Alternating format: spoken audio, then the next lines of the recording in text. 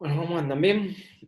Bueno, hoy nos toca ver micro. El tema que vamos a ver hoy va a ser, vamos a ver dos unidades en la clase de hoy. Vamos a ver lo que es infecciones respiratorias y vamos a ver el otro capítulo que son infecciones de piel. Yo les voy a ir dando una parte, ¿sí? Se las voy a ir explicando en forma oral, le hago la explicación y después le hago el resumen y lo volvemos a ver, como para que terminen de afianzar el tema y después, bueno, cualquier consulta me van preguntando, ¿sí?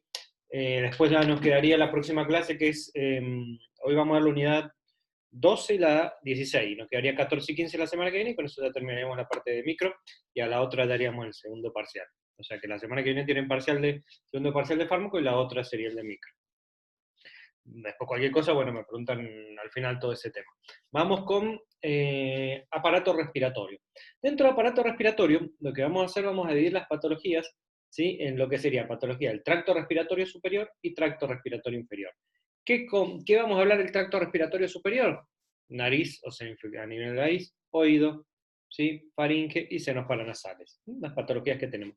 Y tracto respiratorio inferior, bronquios y alveolos, ¿sí? Ahora, empecemos con tracto respiratorio superior. La primera patología que vamos a hablar, que va a ser a nivel de las fosas nasales, va a ser lo que es el resfrío.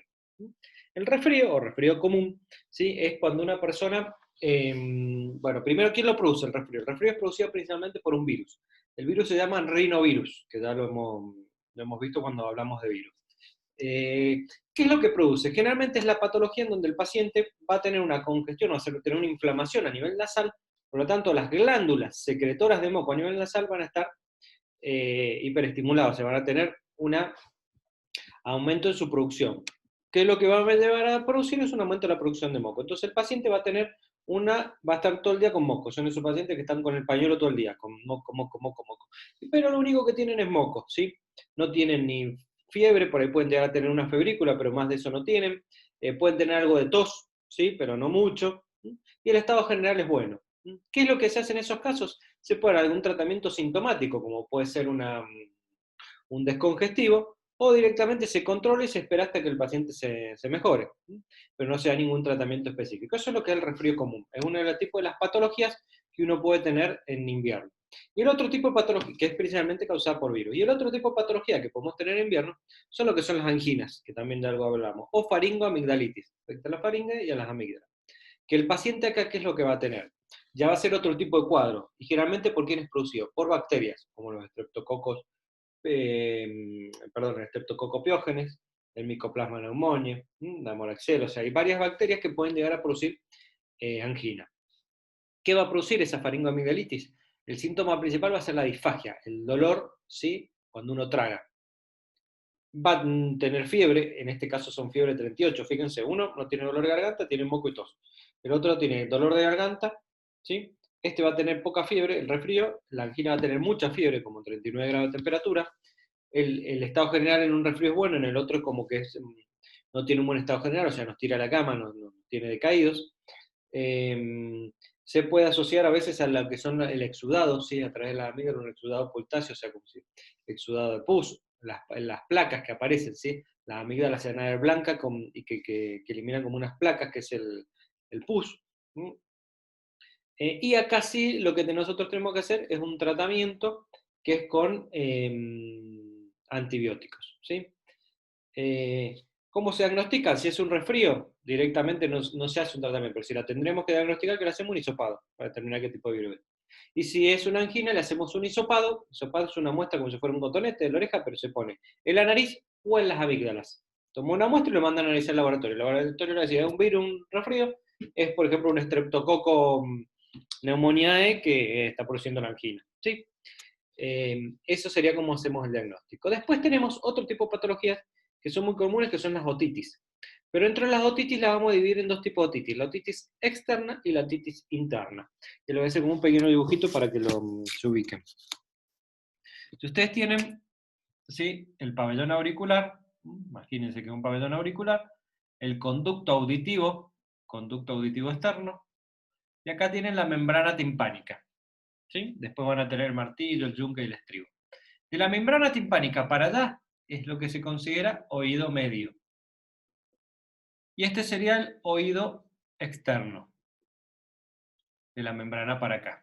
¿Sí?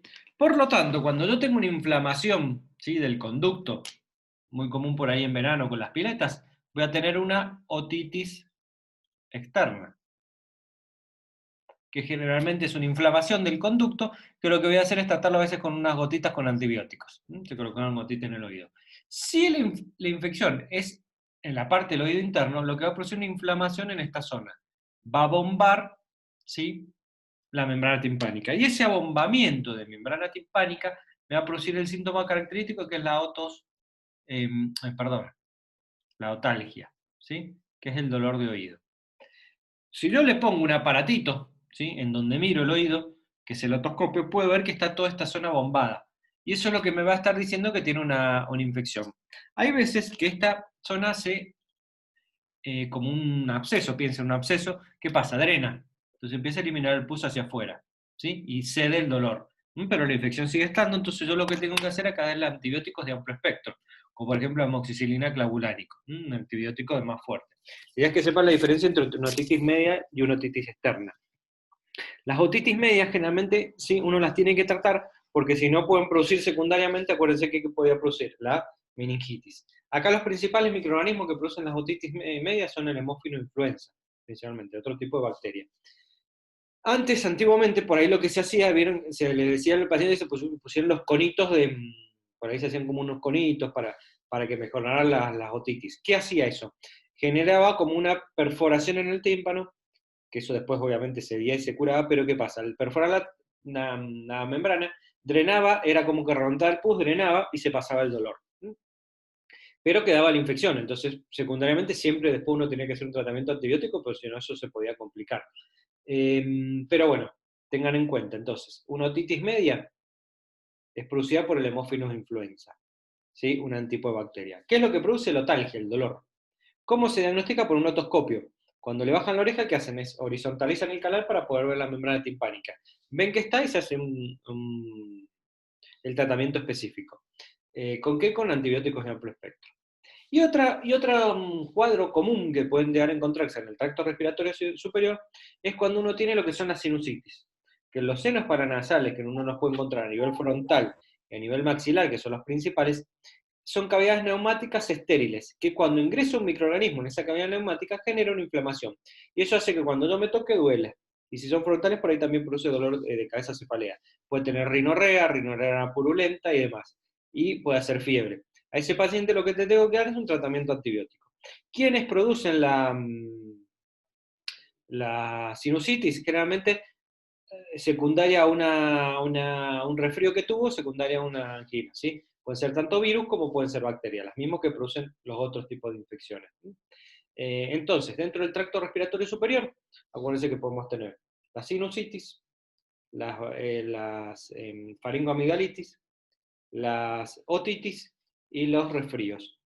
Dentro de la sinusitis, nosotros vamos a ver lo que es la sinusitis aguda, que es de origen infeccioso.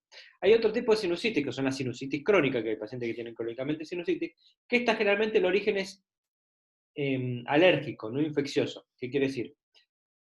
El paciente tiene una alergia estacional o lo que sea y genera rinitis y sinusitis. Si la causa no es infecciosa, por eso no entraría dentro de la microbiología. Pero sepan que generalmente las sinusitis crónicas, como las bronquitis crónicas, se tienden a asociar a cuadros alérgicos y la sinusitis aguda y bronquitis aguda a cuadros infecciosos. ¿Sí? Ahora lo que les voy a hacer es un cuadrito explicándole de vuelta esto mismo, para que más o menos ya se vayan ya entendiendo bien, y después cualquier cosa me van consultando. Lo que le voy a poniendo en el cuadrito es lo que voy a ir necesitando que vayan sabiendo de esta unidad. ¿Sí? Entonces, yo les dije, tenemos, primero dijimos el resfrío. Después dijimos la faringoamigdalitis. Después dijimos la otitis media y la sinusitis. ¿Sí? Ahora, ¿cuál es la etiología? O sea, ¿quiénes producen estos cuadros? Si hablamos de resfrío, ¿qué habíamos dicho? El rinovirus. ¿sí? Si hablamos de faringoamigdalitis, habíamos dicho el estreptococo. Puede ser el Pneumoniae, otro puede ser el Piógenes.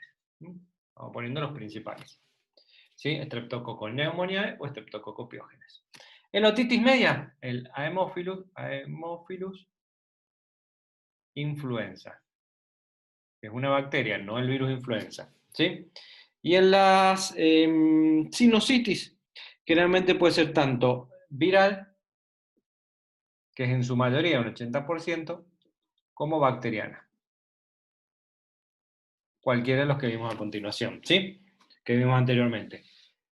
Si nosotros tenemos que hablar de la transmisión, ¿cuál es la transmisión generalmente de todos estos cuadros? Es las vías respiratorias, ¿sí? O sea, las famosas gotitas de flush. Si nosotros tenemos que hablar de la clínica, o sea, ¿qué síntomas va a tener el paciente? Si es un resfrío, ¿qué habíamos dicho? Tos, obstrucción nasal, ¿sí? Puede tener a veces febrícula. Y fíjense la diferencia con la faringoamigdalitis, que va a tener, en vez de febrícula, que va a tener fiebre mayor de 38 grados, va a tener la disfagia. Sí, que por ahí son lo más común. Puede tener el exudado, ¿sí? Faringio.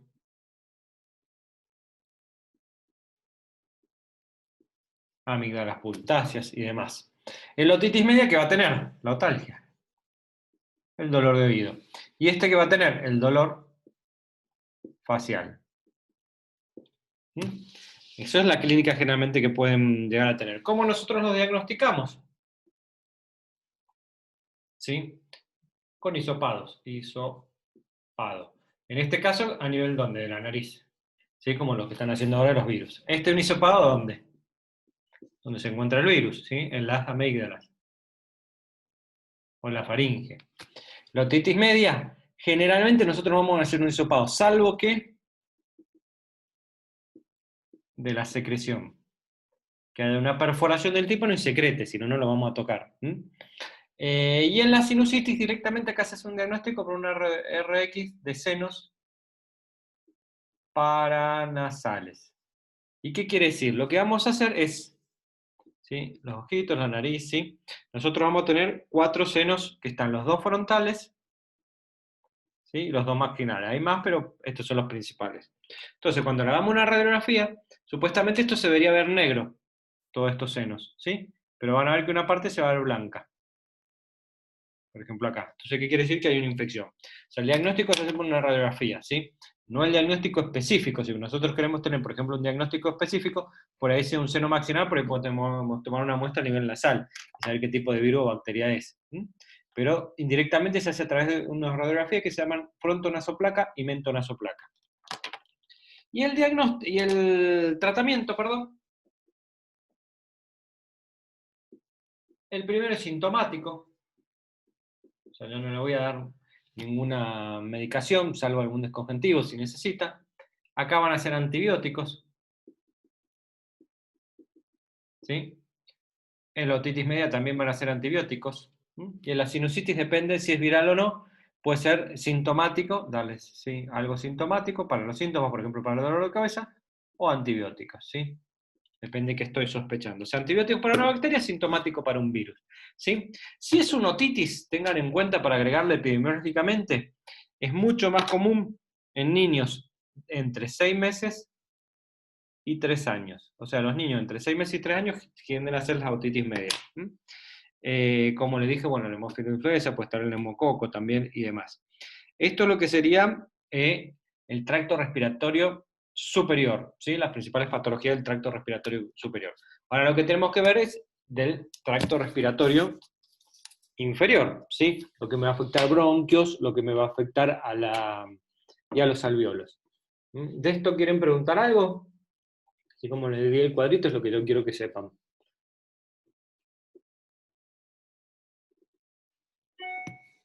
¿Estamos bien? Bueno. Vamos con tracto respiratorio superior. ¿Sí? Del tracto respiratorio inferior, perdón. Superior da lo mismo, inferior. Lo que vamos a hablar ahora es de la gripe, las bronquitis, las neumonías y la tuberculosis. Vamos a hacer lo mismo, yo se los explico y después le hago un pequeño cuadrito, como les hice recién, del tracto respiratorio superior. Bueno, la gripe ya más o menos hemos hablado. La gripe es una enfermedad respiratoria producida por el virus influenza, el H1N1, que lo que me va a producir es se transmite por las gotitas de flujo por vía respiratoria. Todas estas de transmisión de enfermedad del aparato respiratorio se transmiten por vía respiratoria. Que me va a producir un cuadro de, puede estar astenia, puede tener fiebre o febrícula principalmente, tos, que es una tos seca, y se puede asociar a mialgia, que la mialgia es lo principal, es el dolor a nivel muscular. Generalmente uno lo diagnostica por un hisopado que puede hacer, ¿sí? Y generalmente esto el tratamiento es sintomático, control, salvo en unos casos que se podría dar un antiviral, pero si no, es sintomático. ¿Y cómo lo puedo prevenir? Que esto es lo que nosotros siempre hablamos, con las medidas de protección que se están teniendo todas ahora, que no solo protegen contra el coronavirus, sino contra los demás tipos de microorganismos que se transmiten por vía respiratoria, por eso las enfermedades respiratorias tienden a disminuir con el aislamiento, todas, y la vacuna, porque tenemos la vacuna. Eso es lo que es la gripe. Las bronquitis. Las bronquitis cuando yo tengo una inflamación a nivel de los bronquios. ¿Sí? ¿Y por qué yo tengo que controlar bien las bronquitis? Porque después de los bronquios, si el microorganismo inflamó el bronquio y sigue, continúa, el paso que sigue son los alvéolos. Bronquio, bronquiola y alvéolo. Entonces, si llega a los alvéolos ya me produce una neumonía. Y eso ya me produce una alteración en la regulación de la entrada y salida del intercambio gaseoso. Entonces, las bronquitis pueden ser de dos tipos, pueden ser virales o bacterianas. La viral, generalmente es esa irritación, ¿sí? Generalmente puede ser una laringitis o puede ser una bronquitis que pica y está todo el tiempo con tos, tos, tos, tos, pero una tos seca. Bueno, en esos casos lo que yo tengo que hacer es por ahí tomar un antitusivo si es mucha la tos, en reposo, líquido, ¿sí? Y ir esperando que me mejore. Ahora, cuando la tos es productiva, ¿sí? Que tiene altas temperaturas, 38, 39, con mucha tos y tos con moco, que eso se llama productiva, generalmente es de origen bacteriano. A ella le voy a tratar con antibiótico y seguir de cerca, porque si en 2 o 3 días no mejora, tengo que rotar, porque si no después me va a llevar a producir una neumonía. ¿Y la neumonía qué es? La neumonía es una inflamación a nivel de los alvéolos. Los alvéolos es la unidad funcional del pulmón donde se produce el intercambio gaseoso. Entonces, si el alvéolo se inflama, ¿qué pasa? Libera líquido, edema, inflamación. Si hay edema, esa zona, ¿sí? No funciona el intercambio gaseoso. Entonces, es una zona del pulmón, ¿sí? Que generalmente afecta por lóbulos, ¿sí? Que va a estar alterada. Entonces, todo un ponele, si el derecho de 3 lóbulos, uno afectado, un tercio del pulmón no tiene la capacidad respiratoria. Entonces disminuye la capacidad funcional respiratoria y el paciente, ¿qué pasa? Entra en el síntoma típico que es la disnea, la falta de aire. Por lo tanto, la neumonía, ¿quién la producen? Es otra cosa que le iba a decir ahora. Tanto la bronquitis como las neumonías, todo, a ver, no vienen pop, y entran de golpe al pulmón y al bronquio. Primero tienen que entrar por la vía respiratoria.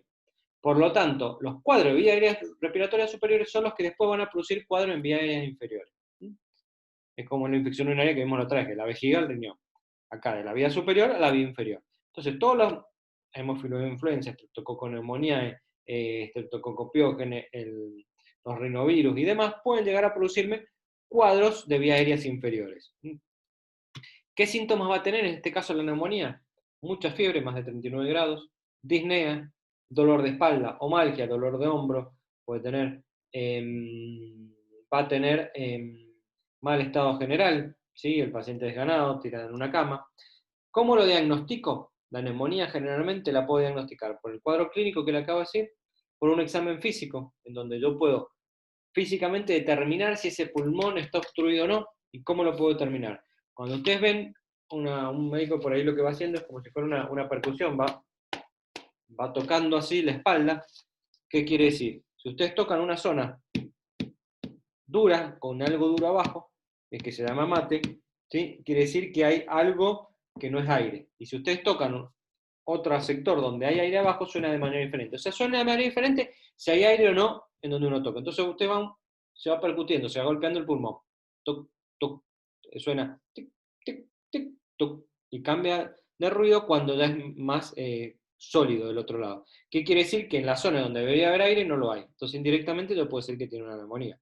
Se puede poner el estetoscopio que va a sentir entrada y salida de aire, y por ahí de un momento que no se escucha nada, o se escucha como un gorgoteo por el líquido. Puedo hacer que el paciente hable y pongo la oreja en la espalda y voy a sentir diferentes sonidos depende de donde esté, porque no es lo mismo el que transmite el aire que el que transmite el sonido. Y lo hago después una radiografía de tórax. Y en la radiografía de tórax, ¿qué voy a ver? Voy a ver toda una zona que va a estar, ahí se los muestro, como si fuera, imagínense que tienen el pulmón, y el pulmón se va a ir en 3 lóbulos. Toda una zona del lóbulo, ¿sí?, va a estar comprometida, o sea, inflamada con edema, entonces no va a estar funcionando, ¿sí? Entonces cuando usted pregunte tic, tic, tic, tuc, ¿sí? En esta zona, cuando hagan la radiografía, va a ver así, va a haber negro, negro y acá blanco. Quiere decir que todo esto tiene una neumonía. Y el diagnóstico definitivo de una neumonía es el cultivo de esputo. O sea, yo tomo una muestra del esputo, ¿sí?, del moco que elimina la persona, y lo mando a analizar, y me va a decir, tiene tal bacteria. Ahí tiene el diagnóstico definitivo. ¿Cómo lo trato? Con antibióticos de amplio espectro. ¿Por cuánto tiempo? Por lo menos por 14 días.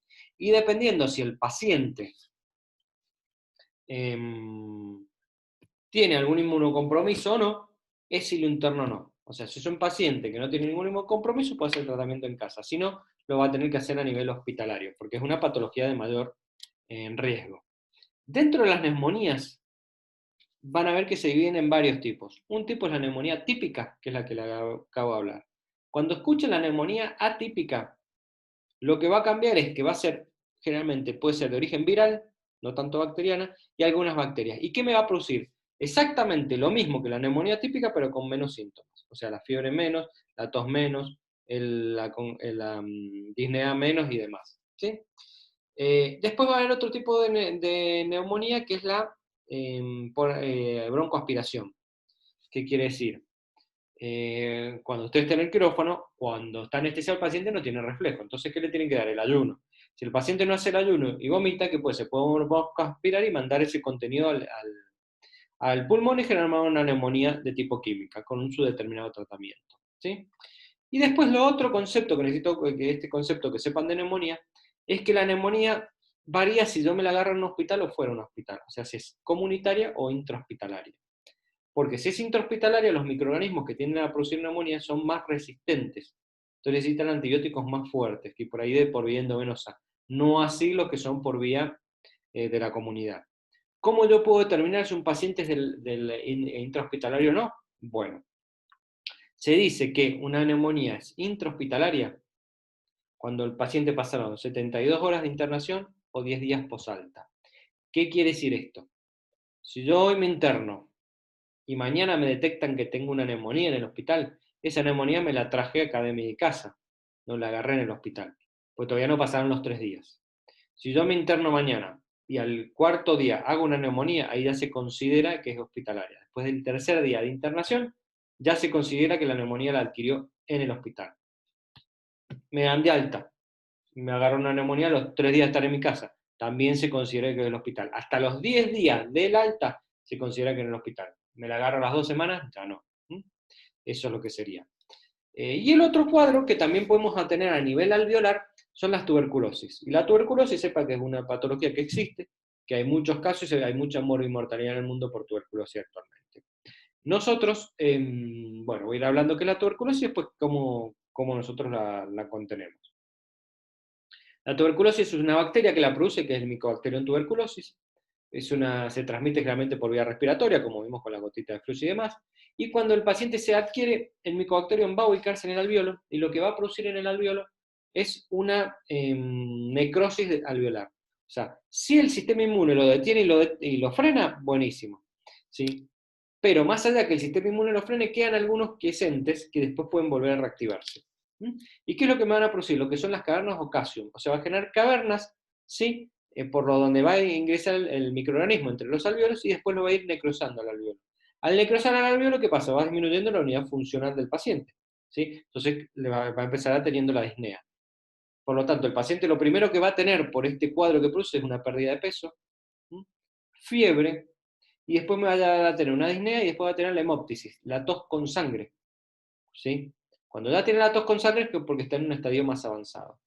Normalmente cuando el paciente llegaba a estos estadios o tenía mucha tos y perdía peso y demás, al paciente hace mucho tiempo atrás se lo aislaba, ¿por qué? Porque sabía que ese paciente se iba a morir y que era altamente contagioso. Después, ¿qué pasó? Cuando aparece Koch, que descubre el bacilo de Koch y demás, hoy, actualmente, ¿qué tenemos? Tenemos las vacunas, cuando uno se coloca que es la BCG, que es la vacuna contra la tuberculosis, que me va a proteger contra la tuberculosis. No quiere decir que no me la agarre, sino que si me la agarro tengo los anticuerpos. Y si no me llego a colocar la vacuna o estoy bajo un inmunocompromiso donde no puedo generar anticuerpos, ahí va a actuar, se puede hacer un tratamiento que es antibiótico. O sea, existe un tratamiento para tratarlo, son 5 fármacos: isoniazida, rifampicina, piracinamida, etambutol y streptomicina. Se hace un tratamiento con 5 antibióticos, de esa manera se puede controlar. O sea que, o me la prevengo, y si se me la llego a agarrar, tengo como curármela. O sea que hoy por hoy no es mortal, ¿sí? Pero sigo habiendo muertes por no control y demás. Entonces, pero tengan en cuenta que tenemos las armas necesarias para controlar la tuberculosis, pero es una enfermedad que sigue estando, ¿sí? Que va habiendo periodos, pero sigue estando. Y cuando nosotros hablamos, como siempre les digo, de un inmunocompromiso, no asocien siempre que yo, cuando digo inmunocompromiso, me refiero a un paciente, por ejemplo, pensar solamente en un paciente que tiene HIV en un estadio final. Un inmunocompromiso puede ser un paciente que no se alimenta bien y está desnutrido, o malnutrido. ¿Sí? Entonces hay muchos grados de inmunocompromiso. Ahora, esto es lo que serían los cuadros del tracto respiratorio inferior. Ahora lo que les voy a hacer es un cuadrito, resumiéndole esto de vuelta, como lo hice recién, para que ya lo vayan incorporando y aprendiendo. Y cualquier cosa, me preguntan. Vamos a hacer el cuadrito. Entonces dijimos, gripe, bronquitis, neumonía y tuberculosis, que van a ver que se puede poner con la TBC, con las siglas TBC. Vamos a hacer ahora las divisiones y vamos a empezar uno por uno. Como habíamos hablado, bueno, la transmisión no se la vuelvo a decir, pero la transmisión sigue siendo la misma para todos, la vía respiratoria, las gotitas de flujo, ¿sí? La etiología, acá es el virus influenza, no el hemófilo influenza como era la otitis, acá es el virus. Las bronquitis pueden ser viral o bacteriana, ¿sí? ¿Cuáles? Los que vengan de arriba, rinovirus, hemófilos de influenza, neumococo y demás. La neumonía puede ser producida por el estreptococo pneumoniae o la micoplasma neumonía. Una puede producir generalmente la típica y esta es la neumonía típica. Esto ya lo vimos también cuando vimos bacterias. Y la tuberculosis es producida por el Mycobacterium tuberculosis. ¿Qué clínica van a tener? La gripe, acuérdense de febrícula, pues, ¿sí? No tiene alta temperatura. La mialgia, ¿sí? Que es uno de los síntomas característicos que tiene el paciente. Y va a tener, por ejemplo, la tos seca. ¿Sí? Después tenemos la bronquitis, generalmente puede ser una tos seca o productiva, y con o sin fiebre. ¿Por qué es esto? Porque si es viral, generalmente produce febrícula y tos seca. Si es bacteriana, es tos productiva y con fiebre. La neumonía, el principal acá, ¿cuál va a ser? La disnea, que es la falta de aire, ¿sí? Fiebre mayor de 39 grados. Ese es otro de los característicos. La tos, ¿sí? Generalmente con expectoración. O sea, va a tener los síntomas de vías aéreas inferiores más la disnea.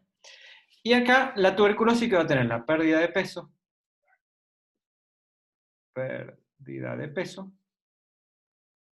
va a tener la disnea también, la hemóptisis,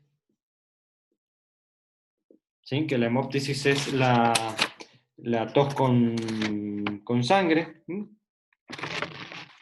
Y bueno, obviamente también va a estar lo que es la fiebre o febrículas. ¿Cómo lo diagnostico? Si es la gripe, cojo un hisopado, ¿sí? A nivel de la nariz, como se está haciendo ahora. Si es una bronquitis, generalmente puede ser un cultivo del esputo. Igual que la neumonía. La neumonía se puede hacer una radiografía de tórax o un cultivo de esputo. Y este lo mismo, cultivo de esputo, pero en este caso se agrega que es seriado. ¿Qué quiere decir? Varios días se tiene que hacer, porque a veces no viene el bacilo si estamos en etapas precoces. Fíjense que lo que hago es una muestra del moco. ¿Por qué? Porque el moco es el único que viene desde abajo. ¿Sí? Pues si yo tengo un cuadro de vías aéreas superiores, con un hisopo tomo la muestra directamente, pero cuando llega a los bronquios o al alveolo no puedo meter un hisopo hasta esa zona, ¿sí? Entonces, ¿qué hago? Busco algo que venga de esa zona, que es el moco. ¿Cómo lo trato? Si es viral la gripe, es sintomático. Si es la bronquitis, se da antibióticos de amplio espectro. Igual que acá, con la diferencia que este es por 14 a 21 días el antibiótico. Y la tuberculosis son 5 tipos de antibióticos. No le voy a poner, que fue lo que mencioné recién, pero no hace falta que lo sepan, pero sepan que son varios tipos de antibióticos que se utilizan. El otro que les expliqué fue, en caso de neumonía, que podía estar la neumonía, acuérdense de la neumonía típica, que es lo mismo, pero con menos síntomas, pero puede estar la neumonía por aspiración, ¿sí? Que es la neumonía química que se genera por aspirar una broncoaspiración, o la neumonía que es, sí, acuérdense, la hospitalaria. La neumonía hospitalaria son 72 horas post internación hasta 10 días post alta. Más o menos para tener una idea, ¿sí? Desde 3 días que se internó hasta los 10 días después que se fue de alta. ¿Sí? Esto es lo que serían los cuadros de vías aéreas superiores, ¿sí? Tanto la gripe como la bronquitis, como la neumonía, como la tuberculosis.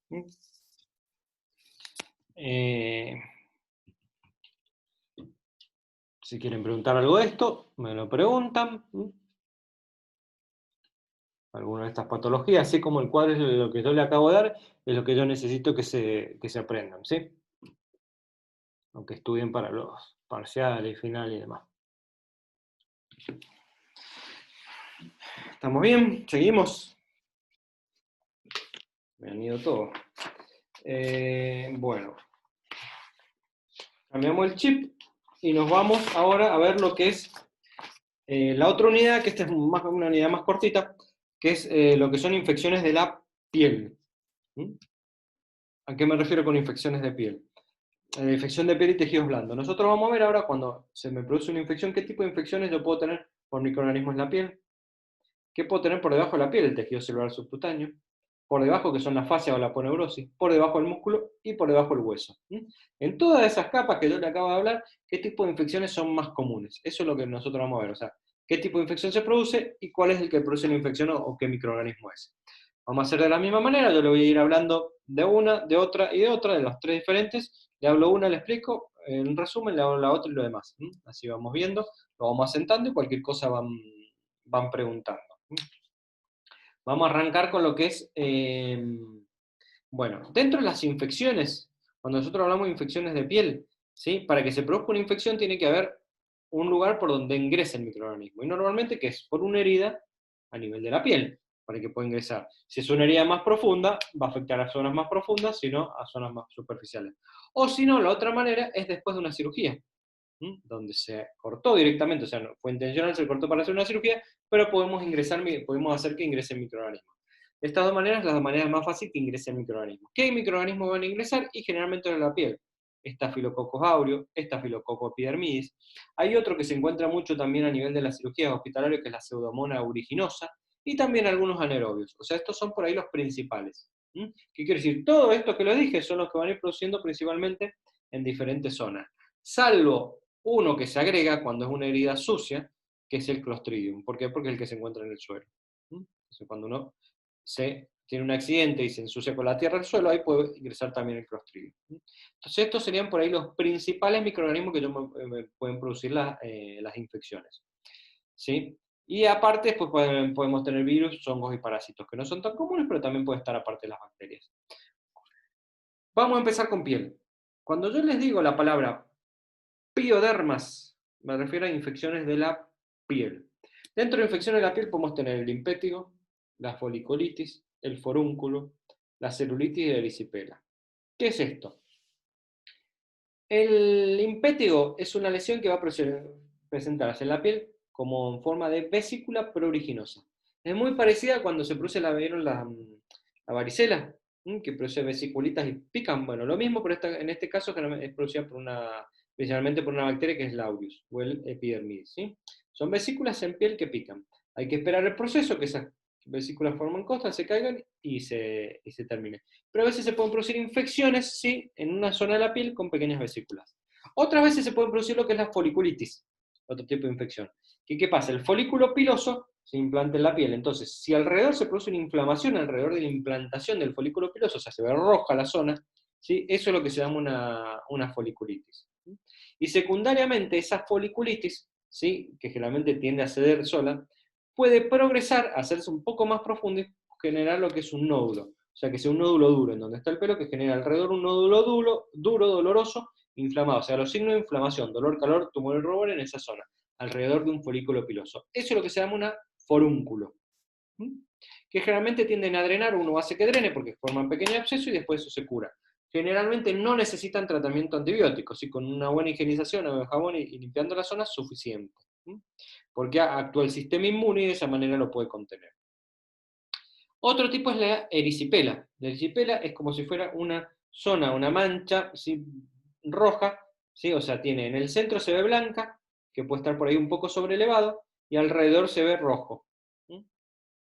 Y después podemos tener otra, que es la celulitis, que la celulitis es una inflamación, ¿sí?, de la subdermis, que esto va a tener todos los signos de inflamación, o sea, dolor, calor, tumor y rubor, y se puede ir extendiendo, ¿sí? En este caso, como está por debajo de la piel, ya es más grave, entonces hay que controlarlo y hay que darle un tratamiento antibiótico, ¿sí?, para que eso no progrese. ¿Qué es lo que generalmente uno controla después? Las heridas. Cuando uno se hace una herida, después una herida quirúrgica, una herida, está todo rojo alrededor. ¿Qué es lo que uno tiene que controlar? Que eso no crezca. O sea, que toda esa zona roja no vaya creciendo, o sea, aumente. ¿Sí? ¿Qué quiere decir? Que está roja 1 centímetro, después tengo 3, o sea, como que está progresando la inflamación. ¿Por qué? Porque está progresando el microorganismo. En ese caso hay que hacer un tratamiento antibiótico. Realmente se hace profilácticamente, pero bueno, una manera de controlar, en esto es el caso es la celulitis. Entonces estas son las que son infecciones de la piel. Después tenemos otro tipo de infecciones, que son las infecciones del tejido celular subcutáneo, o sea, la grasa que hay por debajo está la aponeurosis, que la aponeurosis que recubre el músculo y nos protege las hernias, y el músculo. En este caso son los que se llaman infecciones necrosantes, las que afectan esta zona. ¿Por qué? Porque son infecciones que van a producir necrosis. Entonces, si me producen necrosis, es un tejido muerto. Tenemos dos tipos. Tenemos una que se llama gangrena de Fournier y otra que se llama gangrena gaseosa. La gangrena generalmente de Fournier, ¿sí?, es producida generalmente por los mismos microorganismos que producen en la piel. Y la gangrena gaseosa es producida por el Clostridium. ¿Qué es lo que me va a producir la gangrena de Fournier? Me va a producir una zona roja, dolorosa, inflamada en el celular, ¿sí?, que a veces puede ver en la piel, o si no, en lo que es la aponeurosis, la fase superficial. Esto después, ¿qué va a pasar? Me va a llevar a un periodo de necrosis, y la necrosis me va a dar una anestesia. O sea, primero hay dolor y después se va el dolor. Cuando se va el dolor es porque ya se necrosó el nervio y no hay dolor. Sí, estamos en un estadio más grave. ¿Qué hay que hacer? Hay que cortar toda la zona necrosada hasta que uno llegue a una zona en donde sangre, entonces tejido vivo que se puede recuperar. Pero el tejido que se necrosó, hay que retirarlo. Y la gangrena gaseosa, que esto ya hoy por hoy no se ve tanto, es cuando uno tiene un accidente, se ensuciaba con tierra, venía el Clostridium, ¿y qué hacía? Uno tenía que higienizarse y tratar de robar que no se agarre una infección. Porque si se agarraba la gangrena gaseosa, el paciente empezaba con una infección muscular, ¿sí? El músculo se iba a llenar de Clostridium, eso iba a tener una lesión característica que es como un crujido. ¿Qué quiere decir? Cuando uno tocaba la piel y hacía casi en una zona roja, quiere decir que estaba abajo, era como que reventaba en burbujitas de aire, era que estaba abajo el Clostridium. ¿Y qué era lo grave? Que esto necrosaba el músculo, avanzaba, y después de necrosar el músculo, ¿qué hacía? Esa zona se ponía pálida, o sea, el músculo perdía el color, nosotros cortábamos y no sangraba, porque ya estaba necrosado, y de ahí pasaba la sangre, y de la sangre producía un fallo multiorgánico, shock y muerte. Entonces el paciente se moría. Entonces el paciente tenía que rogar de no infectarse para no morirse. Hoy por hoy, ¿qué pasa? Cuando tenemos una herida sucia, llega al quirófano, se limpia, se lava, se da antibiótico y se previene. Ya es raro tener hoy por hoy una gangrena gaseosa. Pero si se llega, tiene alta mortalidad la gangrena gaseosa. No así como las anteriores.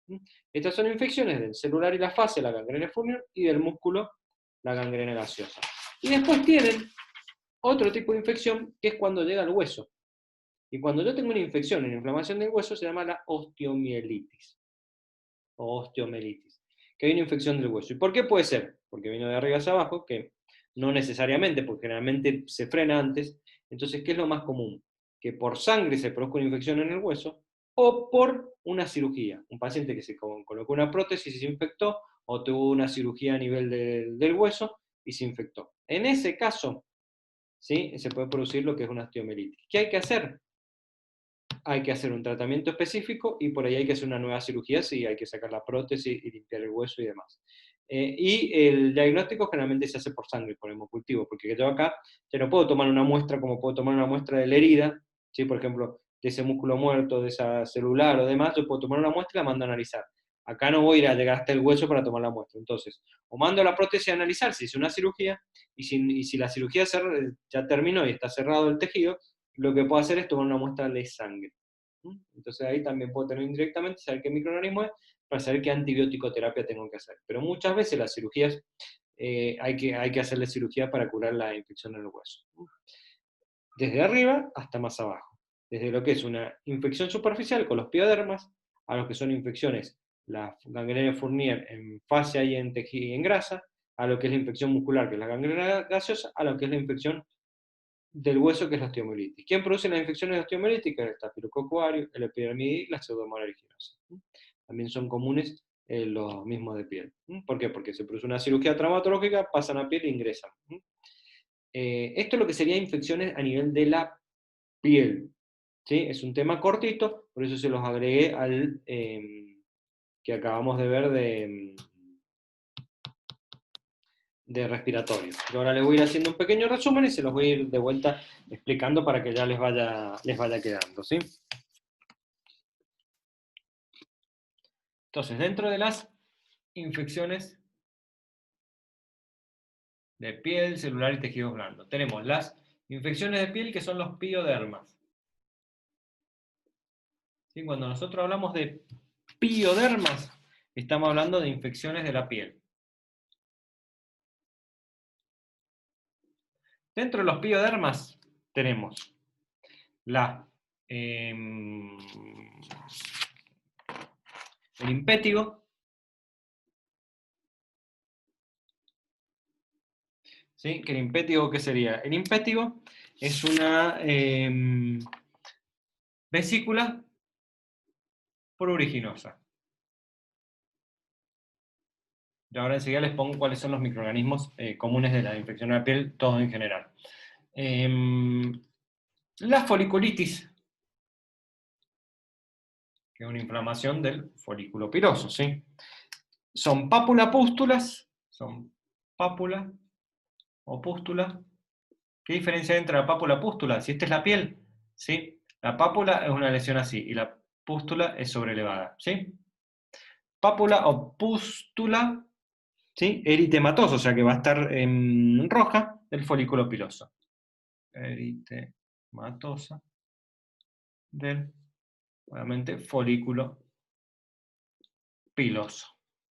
Si estamos hablando de un forúnculo ahora,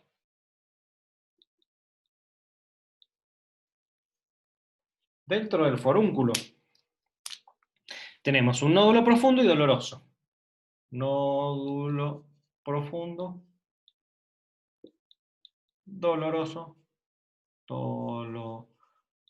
y eritematoso, o sea, rojo.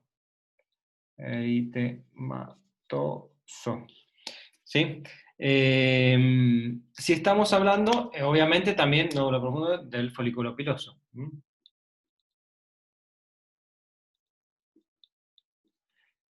Después tenemos lo que es la erisipela.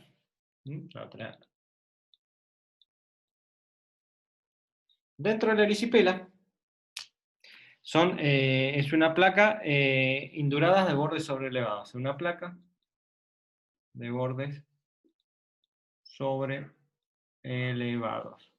¿Qué quiere decir? Van a tener una zona blanca y alrededor va a tener una zona roja sobrelevada. ¿Sí? Se llama como si fuera una lesión en escarapela. Y la celulitis.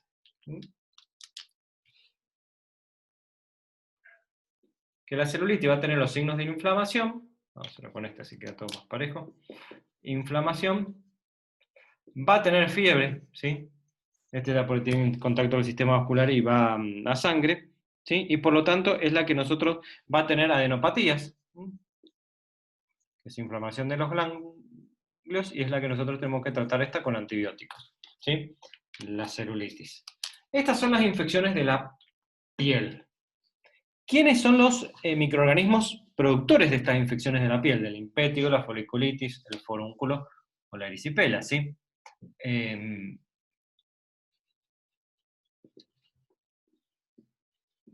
Los microorganismos que actúan o producen este tipo de infecciones son el Staphylococcus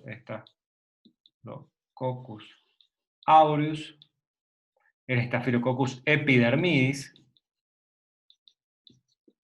la pseudomonas, mona aeruginosa, y los anaerobios principalmente. Estos van a ser los principales microorganismos que producen. Realmente las infecciones van a ser polimicrobianas cuando son infecciones de abscesos, ¿sí? Pero estos serían los principales microorganismos que producen infecciones de la piel. Ahora, si nosotros pasó la piel, como hablamos recién, ¿qué vamos a hablar?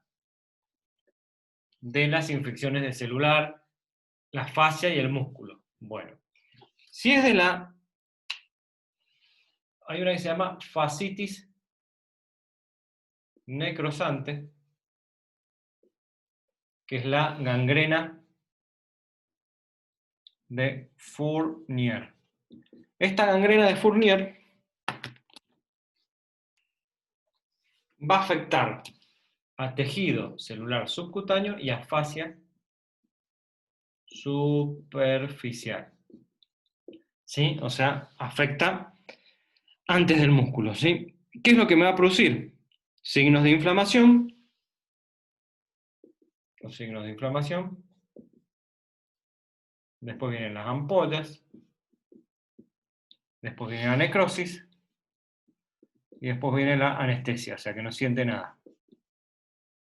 A eso es lo que me va a llevar. Obviamente va a estar asociada a una fiebre elevada.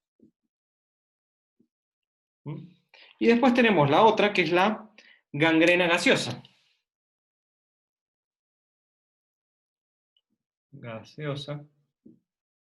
Que esta gangrena gaseosa es la que afecta principalmente, es una infección muscular. ¿Sí? Es producida principalmente por el Clostridium. ¿Y qué es lo que va a producir? Va a producir una inflamación, una secreción purulenta, con un olor desagradable, ¿sí? Después de esto va a venir el músculo pálido, o sea, cuando ya no tiene irrigación, el shock, el fallo cardíaco. Y después puede venir la muerte, ¿sí? O sea, tiene alta mortalidad, una mortalidad elevada. Que esta generalmente, hoy por hoy, como le dije, se previene y no se llega a estos casos, ¿sí? Eso es lo que serían las afección de la grasa, la fascia y después el músculo. Y después la última que tenemos es cuando se me infecta el hueso. ¿Sí? Y si se me infecta el hueso, ¿qué le pasa al hueso? Se inflama. Y si se inflama el hueso, y siempre que nosotros hablamos de osteo, ¿sí? Osteoporosis, osteoarticular, ¿sí? De óseo hablamos de osteo, entonces ¿cómo se llamaría? Osteomelitis, ¿sí? Eso es una inflamación o infección del hueso. ¿Quiénes la producen? Las mismas que acabamos de hablar recién. ¿Cómo yo lo puedo diagnosticar? O sea, ¿cómo puede ser la transmisión que habíamos hablado? La transmisión puede ser por sangre o por una cirugía, que se la agarre en una cirugía. ¿Cómo lo puedo diagnosticar? Por una muestra, por una muestra de la lesión. ¿Sí? O sea, si hice una cirugía, mando la prótesis que tuve o donde está la lesión, o por un hemocultivo. Y acuérdense que acá le agrego lo del antibiótico, que es por lo menos por 4 a 6 semanas. O sea, es un tratamiento larguísimo. Y a veces hay que hacerle cirugía. Porque a veces, ¿qué pasa? Muchas veces es secundaria una cirugía traumatológica por ahí, donde se infectó una prótesis y demás. Hay que sacarla, hay que hacer el tratamiento por 1 mes y medio y después hay que volver a poner otra prótesis, ¿sí? O tratar la infección con una cirugía, o tratar de si se puede controlar con antibióticos, pero son más largos los periodos que uno tiene que tratar, ¿sí? No como en otro que son 1 semana o 2 semanas. Sí, cuando ya estamos hablando de infecciones más graves, cuanto más profundo esté, más tiempo de tratamiento va a llevar de antibiótico para poder curar la infección, ¿sí? Entonces tengan en cuenta que los microorganismos son siempre los mismos. El estafilococo aureus, epidermidis, los anaerobios y la pseudomonas aeruginosa. Realmente la pseudomonas aeruginosa se asocia más a infecciones eh, por cirugías, ¿sí? Que por un accidente. Y el Clostridium, por ahí un accidente o una infección, por ejemplo, una fractura expuesta, ¿sí? En donde por ahí tuve en contacto con el suelo y demás, entonces ahí se puede infectar tanto el músculo como el hueso, como el músculo, el hueso, la fascia y demás. O una cirugía que por ahí fue zona abdominal, por ejemplo, ¿sí? Se puede infectar por ahí el músculo y la grasa, por ejemplo, o el músculo y la aponeurosis, ¿sí? Cuando yo tengo una infección postquirúrgica, ¿sí? Tienen que tener 2 o 3 cositas en cuenta. Una, que aparece a las 72 horas después de la cirugía, o sea, no aparece nomás una infección postquirúrgica. O sea que si el paciente le hace una cirugía y el otro día tiene una infección, no es por la cirugía. Y la herida generalmente, si no es superficial, ¿qué quiere decir? Que la infección está en la piel o en la grasa, en donde lo drena hacia afuera, y si la infección está en el músculo, no se va a notar, la herida va a estar perfecta, porque el paciente va a estar en mal estado general, va a tener fiebre, y generalmente se produce lo que es la dehiscencia de las suturas. ¿Qué quiere decir? Cuando se genera una infección, esa infección ingresa al hilo que uno utilizó para la sutura, entonces lo degrana y hace que se suelte la sutura, entonces el paciente se le abre la herida. Y muchas veces se abre la herida no porque haya una mala cierre la herida, sino porque hay una infección. Entonces tener cuidado y controlar. Y siempre, después de las 72 horas, si el paciente tiene fiebre, controlar de dónde venga esa temperatura. Acuérdense los lugares en donde estén más cortitos, acuérdense de, si yo le digo piodermas, ¿cuáles son? Acuérdense cuáles son los 2 tipos de infecciones necrosantes, que son los 2 tipos de gangrena, y acuérdense que es la osteomelitis. Eso es lo que sería de la unidad de hueso. Entonces nosotros ya tenemos visto lo que es hueso y lo que es aparato respiratorio. Nos queda ver diarreas y enfermedad de transmisión sexual. Por eso es un tema un poquito más. Bueno, no, sí, más o menos. Yo creo que vamos a andar bien, yo creo que en una clase más lo terminamos. Y ahí ya, bueno, ya veríamos cuando ponemos el otro parcial. ¿De esto quieren preguntar algo? ¿Tienen alguna duda? ¿Alguna consulta? ¿Preguntas sobre este tema?